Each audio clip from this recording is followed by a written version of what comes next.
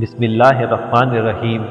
حضرت خالد بن ولید رضی اللہ تعالیٰ عنہ کی امارت اور سرکردگی میں ایک لشکر ایرانیوں سے مقابلے کے لیے گیا۔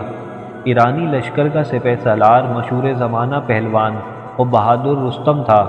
حضرت خالد بن ولید رضی اللہ تعالیٰ عنہ نے رستم کی درخواست پر حضرت ربیع بن عامر رضی اللہ تعالیٰ عنہ کو اس سے بات چیت کے لیے بھیجا۔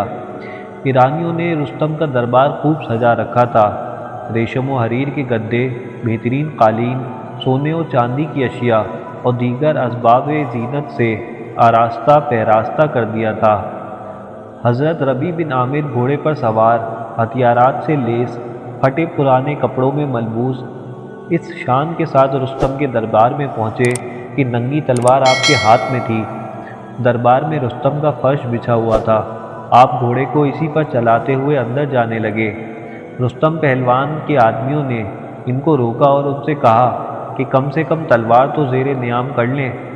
حضرت ربیع بن عامر رضی اللہ تعالیٰ عنہ نے فرمایا کہ میں تمہاری دعوت پر آیا ہوں، میری مرضی اور خواہش سے نہیں۔ اگر تم اس طرح آنے نہ دو گے تو میں لوٹ جاؤں گا۔ جب رستم نے یہ دیکھا تو اپنے لوگوں سے کہا کہ ان کو اسی حالت میں آنے دو۔ چنانچہ آپ اسی شان کے ساتھ رستم کے پاس پہنچے اور فرش جگہ جگہ سے تلوار کی نوک کی زد میں آ کر پھٹ گیا تھا۔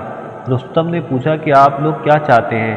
حضرت ربیع بن عامر نے ایسا جواب دیا جو ہمیشہ کے لیے لاجواب رہے گا۔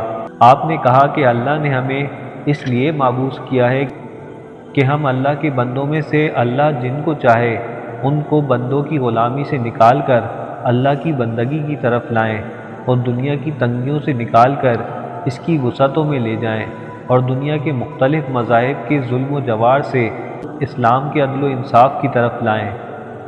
اس واقعے سے اسلامی معاشرے کے افراد کے مظاہر کائنات سے دنیا کی دل فریبیوں اور مادی طاقتوں سے بے رغبتی اور بے خوفی کا عظیم الشان مظاہرہ ہو رہا ہے۔